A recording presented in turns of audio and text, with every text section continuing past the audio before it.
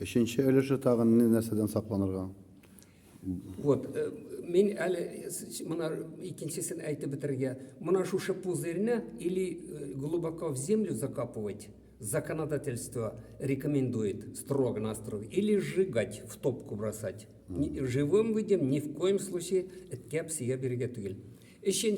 Значит, икенче бик овыр паразитарное заболевание, таксоплазмоз деп аталау. Таксоплазмоз обитать ите, ул каянdır заражаться итеп кайтады, допустим, писинең тәнендә битен стадиясы уза созреваниесы таксоплазмоз, и шуша писи начинает выделять шуша яйца этого таксоплазма.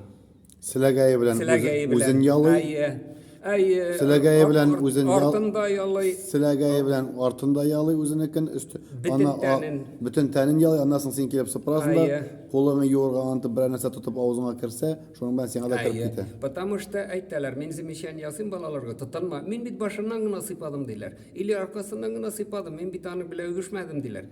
Потому что песи үзенең янын, шерстный покров, русча әйткәндә, ул шуш юган була үзенең силәгәе белән. Шушының силәгәендә именно бу таксоплазманың күкәйләре